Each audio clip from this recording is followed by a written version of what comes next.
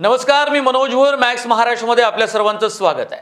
महाविकास आघाडी आणि अर्थातच इंडिया आघाडीमध्ये वंचित आघाडीचे प्रमुख प्रकाश आंबेडकर हे येतील की नाही यावरून खूप वाद सुरू आहे. म्हणजे नाना पटोले यांच्यावर ज्या पद्धतीनं प्रकाश आंबेडकरांनी टीका केली की त्यांना अजिबात अधिकार नाही, अधिकार सोनिया गांधी आणि राहुल गांधी यांनी खरगेंना आहे, पण तरी सुद्धा नाना पटोले मला सातत्यानं बोलवतात आणि मग दुसऱ्या बाजूला वेगवेगळ्या गोष्टी ते करत असतात आणि वक्तव्य करतात. काही असो, प्रकाश आंबेडकर हे महाविकास आघाडीत अधिकृतरित्या आजही आलेले नाही. ते यावे यासाठी प्रयत्न सुरू आहे. पण त्या दरम्यान हा वाद सुरू असताना प्रकाश आंबेडकर आणि ज्येष्ठ पत्रकार निखिल वागळे यांच्यातही एक नवा वाद उद्भवलाय. खरं तर प्रकाश आंबेडकर हे काही वागळेंबद्दल थेट काही बोलत नाही, पण यांचे वंचितचे कार्यकर्ते सोशल मीडियावर त्यांना चांगलेच ट्रोल करतायत. नेमकं काय झालं समजून घेणार आहोत आपण. निखिल वागळे यांच्याकडून खूप स्वागत आहे मॅक्स महाराष्ट्राच्या स्टुडिओमध्ये. हा तर सगळा राजकीय वाद होता त्यांचा. महाविकास आघाडीमध्ये काँग्रेस अडवणूक करते अशा प्रकारची वंचितच्या नेत्यांची भावना होती. म्हणजे माझ्या अनेक डिबेटमध्ये ते बोलत होते. पण नंतर वेगळाच वाद तुमचा आणि त्यांचा सुरू झाला, कार्यकर्त्यांचा. अशी कोणती भूमिका त्यांच्या जिव्हारी लागली? माझा कोणताही वाद नाही प्रकाश आंबेडकरांबरोबर. याचं कारण एक तर प्रकाश आंबेडकर हे आंबेडकरांचे वारस आहेत, म्हणून बेसिकली माझ्या मनात त्यांच्याविषयी आदर आणि जिव्हाळा आहे. जिव्हाळा त्या सगळ्या घराविषयी. माझा त्यांच्याशी कोणताही राजकीय वाद नाही, परंतु पत्रकार म्हणून सत्य सांगणं आवश्यक आहे. जेव्हा हे सगळं सुरू झालं, प्रकाश आंबेडकर येणार की नाही, त्यांनी पत्र पाठवलं, त्यांच्या प्रवक्त्यांनी पत्र पाठवलं काँग्रेस पक्षाला, आम्ही येणार आहोत वगैरे वगैरे. तेव्हापासून मी माझे जे चॅनल आहे निखिल वागळे ओरिजिनल, यावर 3-4 व्हिडिओ केले आणि माझी अशी भूमिका होती की प्रकाश आंबेडकरांना महाविकास आघाडीत मानाचं स्थान मिळालं पाहिजे. त्यांची 4% मतं आहेत गेल्या विधानसभेची, ती महाविकास आघाडीच्या मतामध्ये जर ॲड झाली तर महाविकास आघाडीचाही फायदा होईल आणि वंचितचाही फायदा होईल. सतत हे माझी भूमिका पहिल्यापासून हीच आहे की जर तुम्हाला मोदींचा मुकाबला करायचा असेल तर सर्वांनी एकत्र येऊन लढायला पाहिजे. पण हळूहळू माझ्या लक्षात असं यायला लागलं की प्रकाश आंबेडकर म्हणतायत आम्हाला यायचं आहे, पण दुसऱ्या बाजूला ते एक तिकडंबाजी करतायत, चालबाजी करतायत. याचं कारण, जर मला एखाद्या मुलीशी लग्न करायचं आहे तर त्याचं काहीतरी प्रोसिजर आहे ना. मी त्याच्या घरच्यांना भेटीन किंवा तिला सांगेन माझं प्रेम आहे, अमुक आहे, तमुक आहे. मी नुसतीच पत्र नाही लिहित बसणार भलत्याच लोकांना, तिच्या मामाला, काकाला, याला त्याला. प्रकाश आंबेडकरांनी त्यांना जर यायचं होतं तर पहिलं पत्र त्यांनी स्वतः लिहायला पाहिजे होतं, असं माझं मत आहे. ते त्यांनी लिहिलं नाही, ते त्यांनी आपल्या माणसाला लिहायला सांगितलं. हे राजकारण होतं. त्यानंतर आजपर्यंत म्हणजे तुम्हाला युती करायची आहे की नाही, आघाडी करायची आहे की नाही, तर आता अनेक लोकांचं असं म्हणणं आहे, जाणकारांचं असं म्हणणं आहे प्रकाश आंबेडकरांना महाविकास आघाडीबरोबर आघाडी करायचीच नाही आहे. त्यांचं भाजपबरोबर डील झालेलं आहे आणि ते जरी आता महाविकासबरोबर आले तरी आत राहून गडबडी करतील असा संशय काँग्रेसवाल्यांना सुद्धा आहे. आता परवाचा नाना पाटोलेचा प्रसंग. नाना पटोलेंनी काय केलं? नाना पटोले एकट्याने काय नाही केलं. जयंत पाटील, नाना पटोले आणि तिसऱ्या कोणाचे, संजय राऊत, तिघांनी सैनी पत्र दिलं. यात गैर काय होतं? प्रकाश आंबेडकर असले तरी ते राज्य पातळीवरचेच नेते आहेत, 4% मतांचे धनी आहेत. ते बाबासाहेब आंबेडकरांच्या नावाचा गैरवापर करतायत असा माझा स्पष्ट आरोप आहे. कारण तुम्हाला जर फॅसिझमचा पराभव करायचा असेल तर तुमच्याकडे एक किमान नैतिकता पाहिजे. ती नैतिकता प्रकाश आंबेडकरांच्या राजकारणामध्ये 1990 पासून दिसलेलं नाही. प्रकाश आंबेडकर कायम अशा प्रकारे दबावाचं, ब्लॅकमेलिंगचं राजकारण करतात. त्यांनी यावं म्हणून मी सातत्याने भूमिका घेतली. आता मला असं दिसतंय की त्यांना यायचंच नाही आहे महाविकास आघाडीत. ते नुसतंच काहीतरी पत्रबाजी करतायत किंवा येतो म्हणून सांगून येत नाही आहेत. मी महाविकास आघाडीच्या सर्व ज्येष्ठ नेत्यांशी बोललेलो आहे, सर्व टॉपच्या नेत्यांशी, आणि मी हे सांगतो खात्रीलायकरित्या की आज अगदी उद्धव ठाकरेंचाही प्रकाश आंबेडकरांवर विश्वास उरला आहे की नाही याविषयी मला संशय आहे. कारण म्हणणं असं आहे या लोकांचं की प्रकाश आंबेडकरांना आम्ही घ्यायला तयारच आहोत, काहीच प्रॉब्लेम नाही आहे, पण प्रकाश आंबेडकर आपल्याला किती जागा पाहिजेत हे सांगतच नाहीत. या क्षणापर्यंत प्रकाश आंबेडकरांनी उद्धव ठाकरेंना सुद्धा आपल्याला किती जागा पाहिजे ते सांगितलं नाही.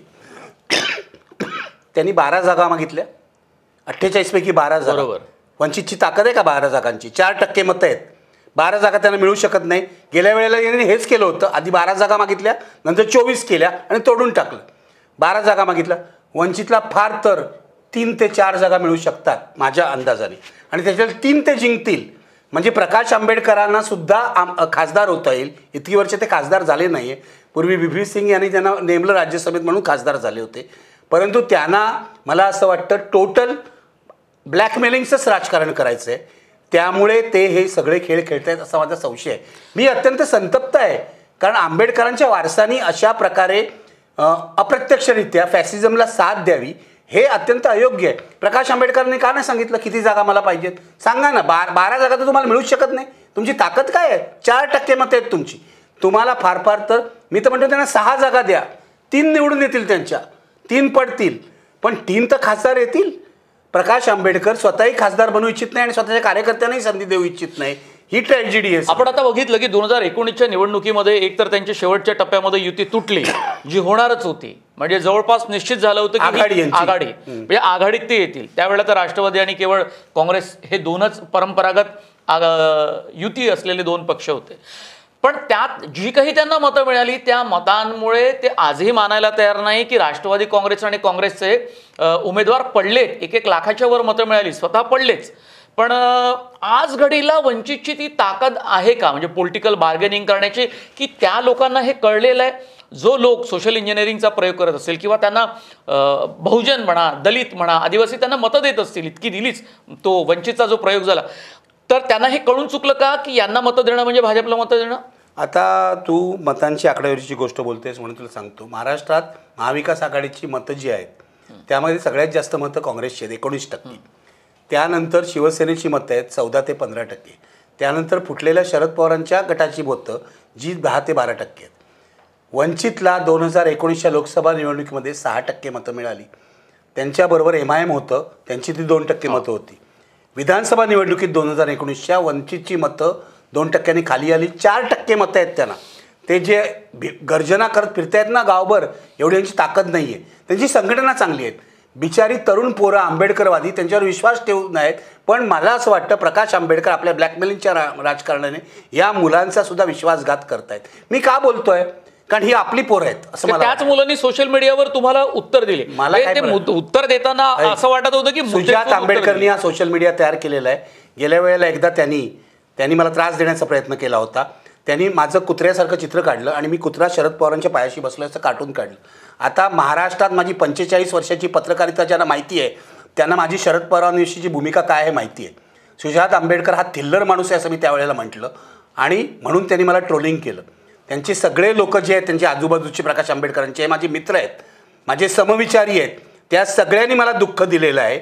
आणि तरीसुद्धा मी त्यातून बाहेर येऊन आणि या सुजात आंबेडकरला एवढंसुद्धा सौजन्य नाही की 45 वर्ष अनुभव असलेल्या पत्रकाराला तो अशा प्रकारे अपमानित केलं. नंतर तो मला वाढदिवसाच्या शुभेच्छा देतो.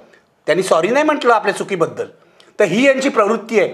ही भारतीय जनता पक्षासारखीच गलिच्छ प्रवृत्ती आहे. आणि त्यांना असं वाटतं आपण भाजपसारखे ट्रोल केलं तर वागळे घाबरतील. वागळे घाबरणार नाहीत.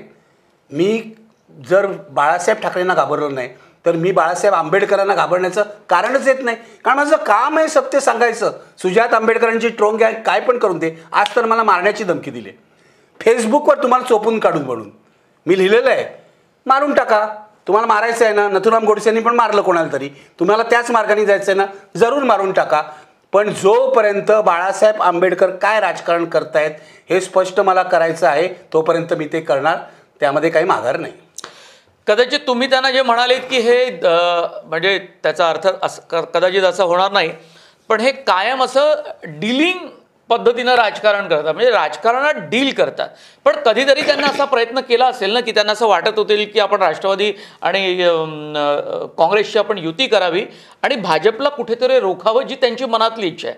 अन्यथा त्यांच्यावर नाही तर आपण पाहिलं की बी टीम भाजपाची म्हणून त्यांना बोललं जातं. आणि आजकाल वंचितच्या कार्यकर्त्यांना बी टीम आहे असा आरोप होतो. असा प्रश्न जरी विचारला तरी ते आक्रमक होतात. पण ते बी टीम 19ला होतेच ना. त्यांच्यावर काँग्रेसने आरोप केला होता, पत्रकारांनी नव्हता केला, काँग्रेसने आरोप केला होता. त्या निवडणुकीमध्ये त्यांच्याकडे जी साधनसामुग्री आली ही सर्व देवेंद्र फडणवीसांनी पुरवलेली होती असा जाहीर आरोप झालेला आहे. तुम्ही ओवेसींशी जाऊन बोला प्रकाश आंबेडकरांबद्दल, तुम्हाला सत्य कळेल. प्रकाश आंबेडकरांनी 2019च्या निवडणुकीमध्ये काय केलं ती बी टीमचा आरोप उगाच नाही झालेला आहे. अचानक तुम्हाला हेलिकॉप्टर मिळालं, अचानक हे मिळालं, कुठून आलं? एक सभा घ्यायला, लाखांची सभा घ्यायला तुला माहिती आहे किती खर्च येतो? काही कोटी रुपये खर्च येतो. हे पैसे कुठून आले? पण आता सभा होत आहेत मोठ्या मोठ्या, काँग्रेसवाले एलईडी लाईट्स लागतायत मागे. अमरावतीची जी सभा होती त्याला सुद्धा साधन सामुग्री कुणी पुरवली हे तपासा असा आरोप स्थानिक लोक करतायत काँग्रेसवाले. आता त्याच्यामध्ये मी शिरू इच्छित नाही, पण बाळासाहेब आंबेडकरांनी 1990 पासून जे राजकारण केलेलं आहे त्यांनी आंबेडकर नावाचा फायदा घेतलेला आहे आणि त्यांनी सतत सौदेबाजीचं राजकारण केलं आहे. बहुजन महासंघ 1995च्या निवडणुकीमध्ये निळू फुलेंनी त्यांच्यावर विश्वास टाकला. निळू फुले राज्यभर फिरले होते, प्रचंड हवा होती बहुजन महासंघाची. ऐनवेळी काय झालं मला सांगा? ऐनवेळी प्रमोद महाजनांशी तुम्ही काय डील केलं हे लोकांना जरा सांगा ना. ॲक्सिडेंट झाला वगैरे ठीक आहे, पण डील काय केलं तुम्ही? ऐनवेळी माघार का घेतलीत आणि काँग्रेसची, म्हणजे त्यावेळेस शरद पवार काँग्रेसमध्ये होते, काँग्रेसचे उमेदवार कसे पाडलेत हे लोकांना सांगा ना. होऊ द्या उद्या चर्चा. माझं तर म्हणणं आहे बाळासाहेब आंबेडकरांची मी जाहीर चर्चा करायला तयार आहे. इतरही लोक तयार करायला, त्यांचेच लोक ही माहिती देत आहेत, त्यांच्याबरोबर पूर्वी असलेले लोक. मी नावही सांगू शकतो, पण आता इथे नावं घेण्याचं म्हणजे माणसं का टिकत नाही आंबेडकरांचं? कारण बाळासाहेब आंबेडकर हे अत्यंत हुकुमशाही पद्धतीने वागतात, नाव आंबेडकरांचं घेतात आणि त्यांचं तंत्र जे आहे ते कार्यकर्त्यांना, म्हणजे आता हे तरुण कार्यकर्ते जे मागे लागलेत ना, 4 वर्षात निराश होतील. कोण कोण बाहेर पडलेत मला माहिती आहे आणि काय काय कहाण्या आहेत मला माहिती आहेत. सुषमा अंधारेंना जाऊन विचारा काय झालंय त्यांचं तिकडे वंचितमध्ये. त्याही काही काळ होत्या. नीलम गोरे होत्या, त्यांचं काय झालंय बघा. बाळासाहेब आंबेडकरांची कार्यपद्धती कधीतरी मी हा का धोका पत्करतोय? कारण ते आंबेडकर असल्यामुळे कोणी बोलत नाही. मी असा विचार केला, मला आंबेडकरांविषयी आदर आहे. बाबासाहेब आंबेडकर हे माझं स्फूर्तिस्थान आहे.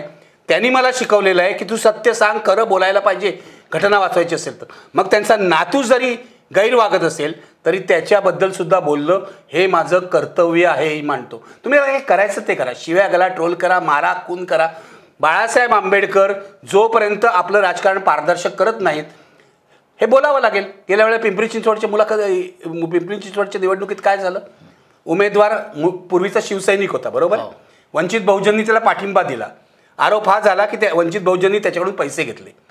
बाळासाहेब आंबेडकर जे उमेदवार उभे करतात हे उमेदवार जिथे जिथे पैशांनी सदन असतात त्यांच्याकडून वंचित बहुजन आघाडी पैसे घेते असे आरोप होतं. त्या आरोपांना उत्तर नाही त्यांनी दिलेली आहेत. पण गंभीर आरोप. एवढ्या पैशाचं बाळासाहेब आंबेडकर काय करणार? म्हणजे मला काय माहिती, त्यांना विचारा, हा त्यांचा प्रश्न आहे. कारण प्रत्येक याच्यात करोडो रुपये त्यांनी घेतले किंवा 2019च्या निवडणुकीमध्ये प्रचंड मोठ्या प्रमाणात आर्थिक देवाणघेवाण झाली. पण इतकं मला असं वाटतं आपण हे बीजी कोळसे पाटलांनाच विचारलं पाहिजे.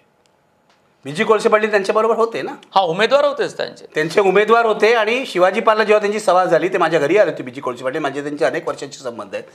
त्यांनी मी आता जास्त तपशिलात शिरू इच्छित नाही, पण तुम्ही एकदा बीजी कोळसे पाटलांना आणा आणि बाळासाहेब आंबेडकरांचं काय राजकारण आहे. कारण बीजी कोळसे पाटलांनी बाळासाहेब आंबेडकर आणि राहुल गांधी यांची भेट होईल असे प्रयत्न केले होते. काय झालं बीजी कोळसे पाटलांना विचारा. आणि बाळासाहेब आंबेडकर काय राजकारण करतात ते माझ्यापेक्षा जास्त तुम्हाला सांगते. बरं, यावेळेला शरद पवारांनी प्रयत्न केले असं म्हणाले. म्हणजे अमरावतीला जाता जाता ते असं म्हणाले होते की मी तर सांगितलं खरगे यांना की प्रकाश आंबेडकरांना महाविकास आघाडीमध्ये घ्या, इंडिया आघाडीमध्ये घ्या, आणि तसे प्रयत्न सुरू आहे. पण शरद पवार आणि प्रकाश आंबेडकर असं जे काही राजकीय वैमनस्य गेल्या अनेक वर्षांमध्ये आपण पाहतोय त्यात कदाचित मजबुरीने पवार पहिल्यांदा त्यांना सकारात्मक प्रतिसाद देताना आपल्याला पाहिले. बरोबर, मी तर काही या अगोदर पाहिलं नाही. त्यांच्या वतीनं त्यांचे नेते फक्त पॉलिटिकल टॉक्स करायला जायचे. बरोबर आहे, दिला होता पवारांनी सकारात्मक प्रतिसाद. इतिहास विसरून, कारण बाळासाहेब आंबेडकरांनी पवारांची जे वर्तणूक केलेली आहे ती पवारांना इतक्या वर्ष धक्का देणारी होती. पवारांचा विश्वास नव्हता त्यांच्यावर. पवारांनी रामदास आठवलेंवर विश्वास टाकला. पण यावेळेला पवारांनी ते सगळं विसरून बाळासाहेब आले पाहिजे तसं म्हटलं. इतर लोकांनीही म्हटलं, उद्धव ठाकरेंनी म्हटलं. पण ह्यांनी नुसतं ते सगळं काय म्हणतात भिजत गोंगडं ठेवलं ना. याला पत्र, काय चाललंय तुमचं? नोकरशाही आहे, याला पत्र लिहा, त्याला पत्र लिहा. अरे भेटानं जाऊन आपल्याला एकत्र यायचं आहे ना. मला तुला एकत्र यायचं आहे, मी तुला पत्र लिहितो, तू मला पत्र लिहितो. म्हणतो नाही, माझ्या बायकोनी पत्र लिहिलं, माझ्या सेक्रेटरीनी पत्र लिहिलं. भंपकपणा चाललेला आहे सगळा. तुम्हाला जर फॅसिझम विरुद्ध एकत्र यायचं असेल तर एका खोलीत बसा, 2 तास बसा, 4 तास बसा आणि सॉर्ट आउट करा. पण मला असं वाटतं बाळासाहेब आंबेडकरांना हे करायचंच नाही आहे. याचं कारण बातम्या ज्या कानावर येत आहेत त्या अतिशय धोकादायक बातम्या आहेत. बाळासाहेब आंबेडकर जरी महाविकास आघाडीत आले तरी त्यांनी गुप्त भाजपशी डील केलंय असं आता उघडपणे बोललं जातंय. हे मी सांगत नाही, उघडपणे बोललं जात आहे. आकडे बोलले जातात, आकडे खरे खोटे मला माहीत नाही. ही बाळासाहेब आंबेडकरांची विश्वासार्हता डॅमेज झाली आहे ह्याचं हे लक्षण आहे. मला दुःख होतं. हा आंबेडकरांचा नातू आहे, म्हणजे ठीक आहे, आंबेडकर जेव्हा होते किंवा बाळासाहेब जन्माला आले तेव्हा काय आंबेडकरांचा त्यांना सहवास लाभला नाही, पण वारसा तर लाभला, संपत्ती तर मिळाली. पण विचारांचं काय? तुम्ही जर दरवेळेला मला मोदींना विरोध करायचा आहे म्हणून तुम्ही गुप्त मार्गाने जर भाजपचीच मदत करणार असाल तर बोलावंच लागेल. मला एक सांगा की शरद पवार आणि प्रकाश आंबेडकर यांच्या जे काही राजकीय वैमनस्य होतं, अर्थात काही अशी काही दुश्मनी नव्हती, पण शरद पवार कायम कितीही आपलं वितुष्ट असेल, मतभेद असेल, तरी आपण पाहिले की वेगवेगळ्या व्यासपीठावर शरद पवार त्यांच्याशी अत्यंत माणुसकीच्या नात्यानं वावरताना आपण पाहिलेलं आहे. पण प्रकाश आंबेडकरांच्या सोबत फार मला असं काही वाटत नाही की प्रकाश आंबेडकर हे फार जवळीक निर्माण करण्याचा, विसरण्याचा प्रयत्न केला. प्रचंड मोठं अंतर त्यांनी ठेवलेलं आहे. प्रकाश आंबेडकरांचे स्वभाव दोष अनेक आहेत. ते व्यक्तिकेंद्रित आहेत, ते हुकुमशाही प्रवृत्तीचे आहेत, ते माणसावर डूक ठेवतात. गेल्या वेळेला मला जे ट्रोलिंग केलं सुजात आंबेडकर त्याच्या लोकांनी, त्याच्या पाठी प्रकाश आंबेडकरच होते असा माझा आरोप आहे. कारण त्यांच्या परवानगीशिवाय होऊ शकत नाही. आणि मग 2 दिवसांनी त्यांच्या लक्षात आलं की हा माणूस आंबेडकरवादी विचारांचा आहे. माझा पण चाहता वर्ग आहे, माझे पण प्रेक्षक आहेत, माझा पण वाचक आहे. मी काय अचानक इथून आलो नाही. प्रकाश आंबेडकरांपेक्षा महाराष्ट्रामध्ये योगदान तपासलं ना तर अनेकांचं आहे. केवळ मी आंबेडकर आहे म्हणून मी वाटेल ते करू शकतो हे महाराष्ट्र खपवून घेणार नाही. महाराष्ट्रातल्या अनेक पुरोगामी कार्यकर्त्यांना विचारा प्रकाश आंबेडकरांचं काय आहे आणि काय नाही चाललेलं आहे. आज ही बोलायची अशी वेळ आली की आपला देश एका संकटातून जातोय. मोदींना विरोध करायला पाहिजे, फॅसिझम आहे, तुम्ही पत्रापत्री कसली करता? यायचं तर या, नाही तर येऊ नका. काय कराल तुम्ही? 10 उमेदवार पाडाल, पुन्हा सिद्ध होईल की तुम्ही बीजेपीची बी टीम आहात म्हणून, बीजेपीला मदत करतात म्हणून. सरळ हा 1 तासात सुटणारा प्रश्न आहे प्रकाश आंबेडकरांचा. प्रकाश आंबेडकर वंचित बहुजन आघाडी ह्या लोकांना, महाविकास आघाडीला म्हणजे उद्धव ठाकरेंना त्यांनी सांगावं मला किती जागा पाहिजेत, 3 की 4, 12 वगैरे त्यांना काही मिळणार नाही, तेवढी त्यांची ताकद नाही. 4 पेक्षा जास्त जागा त्यांना नाही मिळाल्या तरी मला आश्चर्य वाटणार नाही, तेवढीच ताकद आहे ना. 4% मतं आहेत ना, तुम्हाला 40% मतं आहेत का? त्यांना फक्त त्यांची न्यूसन्स व्हॅल्यू आहे. म्हणजे वर्गातला एखादा दंगा करणारा पोरगा जसं आपल्या अस्तित्वाची जाणीव करून देतो ना मास्तरला, बेंचवर उड्या मारून हे म्हणून, असं चाललेलं आहे. अचटपणा आहे हा पूर्णपणे. पण एकीकडे आपण म्हणतो की RSS सोबत RSSच्या विचारांशी लढा देणारा माणूस आहे, आंबेडकरांचा वारसा जपणारा आहे. हे सगळं असताना मग जर जे आरोप होत, आंबेडकरचा वारसा त्यांना मिळालाय जन्मता, रासव संघाच्या विचारांशी लढा देणारा माणूस म्हणून स्वतःलाही ते सांगतात, प्रोजेक्ट करतात, कार्यकर्तेही बोलतात, त्यांचे नेते बोलतात. मग जर दुसरीकडे असे आरोप होत असेल त्यांच्यावर की भाजपाची बीटी, म्हणजे काँग्रेसने 2019 मध्ये आघाडी झाली नाही त्यांच्यासोबत म्हणून त्यांनी थेट असाच आरोप केला. आणि हे सगळं होत असताना मग काय आहे, म्हणजे विचारांशी ते कायम सौदेबाजीचं राजकारण करतात. भीमा कोरेगावच्या घटनेनंतर काय झालं, ते देवेंद्र फडणवीसांना भेटायला का गेले होते, त्यानंतर त्यांचं जी भूमिका होती ती का बदलली, त्यानंतर त्यांनी कोणाला वाचवलं भीमा कोरेगाव प्रकरणातून, हे त्यांनी सांगावं महाराष्ट्राला. मी आता काय बोलत नाही, हे सांगावं त्यांनी. देवेंद्र फडणवीस आणि त्यांचे काय संबंध आहेत हेही सांगावं महाराष्ट्राला.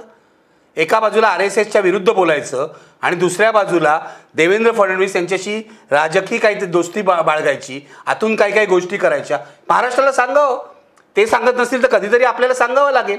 केवळ बाबासाहेबांचं नाव घेऊन त्याचा गैरफायदा घेऊन नाही चालणार, प्रामाणिकपणे वागावं लागेल. बाबासाहेबांच्या संपूर्ण राजकारणामध्ये नैतिकता महत्त्वाची होती, संपूर्ण राजकारणामध्ये नैतिकता महत्त्वाची होती. जो कार्यकर्ता नैतिकतेने वागला नाही त्याचा बाबासाहेबांनी धिक्कार केला, हे लक्षात घ्या. मला दुःख होतं सगळं बोलताना, कारण बाळासाहेब आंबेडकर आणि म्हणजे माझा विचार हा फार दूरचा नाही आहे, पण त्यांच्या सौदेबाजीच्या राजकारणाचा आता महाराष्ट्राला वीट आलाय आणि हे सत्य बोलणं हे आपलं पत्रकार म्हणून काम आहे. माझी काय दुश्मनी आहे? म्हणजे भाजपची बी टीम आहे असं वंचितला म्हणतात, प्रकाश आंबेडकरांना म्हणतात, पण दुसरीकडे मला सांगा फडणवीसांसोबत त्यांचं हे नातं कधी जुळलं? विचार तुम्हाला माहिती आहे पत्रकार म्हणून तुम्ही असताय, तुम्हाला माहिती आहे पत्रकार म्हणून काय होतं आणि काय नाही. भीमा कोरेगाव नंतर काय घडलेलं आहे, या घटना जर महाराष्ट्रापुढे आल्या आणि कोणाचं संगनमत कुणाशी झालं आणि कोणा निरपराध माणसांना आत गेलं. पण भीमा कोरेगावमध्ये त्यांचे मेहुणे आनंद तेलतुंबडे आतमध्ये टाकले होते. मी जास्त नाही बोलत याबाबत. आनंद तेलतुंबडेंना आतमध्ये टाकलं, पण कुणाला वाचवलं फडणवीसांनी, हा माझा प्रश्न आहे. आनंद तेलतुंबडेंचा काही संबंध नसताना आनंद तेलतुंबडे एल्गार परिषदेच्या त्या भूमिकेच्या पण विरोधात असते, त्यांना आतमध्ये पाठवलं आणि कुणाला वाचवलं सांगा ना तुम्ही, शोधून काढा. मी नाही बोलणार आज. आता मला त्यांनी मारायची धमकी दिली आहे ना, आता सत्य सांगायचं आहे. कुणाला वाचवलं सांगा. भीमा कोरेगावच्या एल्गार परिषदेनंतर बाळासाहेबांची जी भूमिका आहे ती स्कॅनर खाली आहे, ती तपासायला पाहिजे. किती वेळा ते कोर्टात गेले या लोकांना भेटायला, किती वेळा जेलमध्ये भेटायला गेले, ज्यांना अटक करून 5-5 वर्ष आतमध्ये ठेवलं आहे. हा माझा प्रश्न आहे. का नाही गेले आणि गेले नसतील तर, हा माझा प्रश्न आहे. आता ह्याच्यावरून वाद होईल, पण हे सत्य आहे. उद्यापासून बघा मला किती त्रास देतात ते, पण मी यांना घाबरत नाही. कळलं का? तुम्हाला असं म्हणायचं आहे की बाळासाहेबांनी स्वतःला वाचवण्यासाठी मी काहीच बोलत नाही. मी प्रश्न विचारतो आहे. भीमा कोरेगाव नंतर जेव्हा बंद झाला तेव्हा बाळासाहेबांनी एक पत्रकार परिषद घेतली होती. त्यानंतर ते देवेंद्र फडणवीसांना भेटायला गेले. त्यानंतर त्यांचा सूर बदलला. त्यानंतर ज्या मुलांना पोलिसांनी मारलं, नंतरचं जे आंदोलन झालं, लक्षात आहे, आपण कार्यक्रम केला होता. त्यानंतर काय झालं, बाळासाहेबांनी त्यात लक्ष का घातलं नाही, या सगळ्या प्रश्नाची उत्तरं महाराष्ट्राला द्यावी लागतील. तुम्ही महाविकास आघाडीत या न या, काही मला काय, मी राजकारणी नाही आहे, मी काय निवडणूक लढवत नाही. इथे जर फॅसिझम विरुद्ध लढायचं असेल तर तुमच्याकडे एक नैतिकता पाहिजे. तुम्ही ही पत्रबाजी करू नका. या चाली बुद्धिबळाच्या आम्हाला कळतात. आम्ही मूर्ख नाही आहोत. तुमच्या कार्यकर्त्यांना तुम्ही फसवा, ते कदाचित फसतील, पण आम्ही फसणार नाही. बरं, इंडिया आघाडी आणि महाविकास आघाडी, म्हणजे अर्थात आपण महाराष्ट्रात आहे म्हणून त्याचा उल्लेख करतो, पण ममता बॅनर्जी स्वतः लोकसभा स्वतःच्या बळावर लढणार. तिथे भगवंत सिंह मान जे आम आदमी पक्षाचे नेते आणि पंजाबचे मुख्यमंत्री, ते म्हणाले लोकसभेच्या सर्व जागा आम्ही आमच्या ताकदीवर लढणार. नितीश कुमार यांचं जे काही सुरू आहे ते आपण पाहतोय वेगळंच चाललेलं आहे.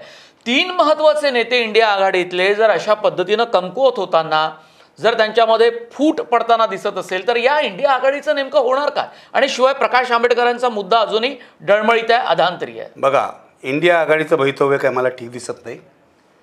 इंडिया आघाडी अशीच वागत राहिली तर 2024ची निवडणूकसुद्धा मोदीच जिंकतील आधी, असं मला वाटायला लागलेलं आहे. फक्त महाराष्ट्रामध्ये आता उद्धव ठाकरेंची पॉप्युलरिटी वाढलेली आहे. महाराष्ट्रामध्ये महाविकास आघाडी म्हणजे हे लोक, शरद पवार आणि इतर लोक आहेत काँग्रेसवाले. बाळासाहेब छोटा फॅक्टर आहे. बाळासाहेब खातं पाडू शकतात, स्वतः पण निवडून येणार नाहीत. त्यांनी जर हे केलं ना, स्वतः पण निवडून येणार नाहीत. हे आधीचा इतिहास आहे सगळा. तेव्हा महाराष्ट्रामध्ये फक्त मला असं वाटतं महाविकास आघाडीला अनुकूल वातावरण आहे. लोकसभेला बसणार आहे आणि याला, पण देशाच्या पातळीवर मला काही फार आशा नाही आहे. बंगाल असेल, महाराष्ट्र असेल, बिहार असेल, इथे भाजपला विरोध होईल. दक्षिण उद्धवच्या बाजूने पॉप्युलरिटी असण्याचं कारण काय? तुम्हीच तुमच्या फेसबुकवर, सोशल मीडियावर म्हणाले ते फार जारगंट आहे, उद्धट आहे. ते पूर्वीची गोष्ट आहे. मी ज्या वेळेला बोललो त्यावेळेची गोष्ट आहे ती. आत्ता नाही बोललोय मी. तुम्ही नीट वाचा. ते 5 वर्षापूर्वी, 10 वर्षापूर्वी जेव्हा आपण, तुमचं मत काय? उद्धव ठाकरे बदललेत. उद्धव ठाकरे अधिक इन्क्लुझिव्ह झालेले आहेत. उद्धव ठाकरेंची भाषणं अधिक आक्रमक होत आहेत, चांगली होत आहेत. लोकांशी संवाद, हो, लोकांशी आता संवाद सुधारत चाललाय त्यांचा. अचानक एक दिवस पत्रकारांचं काय, पत्रकार एकच घेऊन बसतात.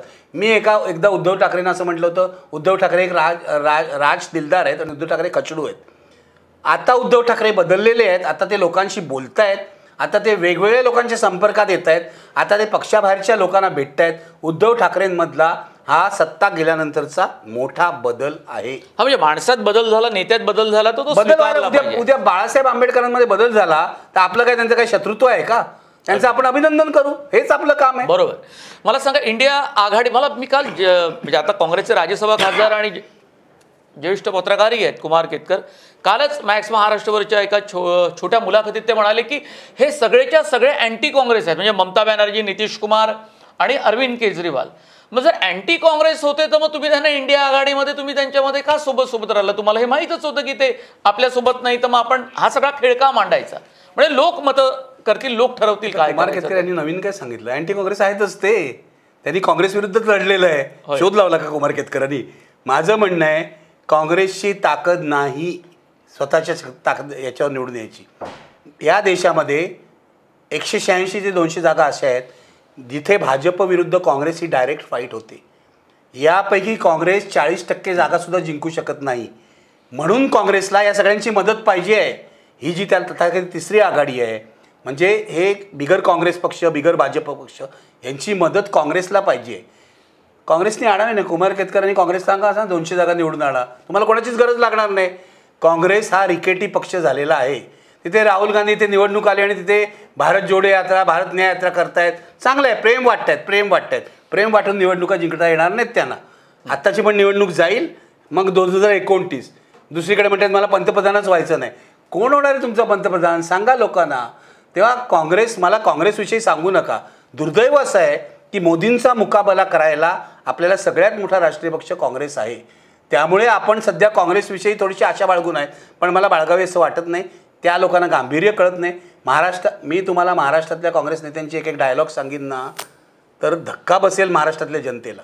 हे अजिबात गंभीर नाही आहेत. आणि निवडणुकीच्या तोंडावर महाराष्ट्र काँग्रेसमधले काही महत्त्वाचे नेते हे भाजपमध्ये जातील असं बोललं जातं आहे आणि असा संशय आहे, लक्षात घ्या. तेव्हा आपण सेक्युलरिझमची लढाई जर लढत असू ना तर ती चुकीच्या लोकांच्या हातात आपण ते सेक्युलरिझम सोपवलेलं आहे. मला असं वाटतं सेक्युलरिझमची लढाई जर लढली आणि सेक्युलरिझम जिवंत राहिला तर जनताच ते करेल. हे राजकीय नेते काही करणार नाहीत.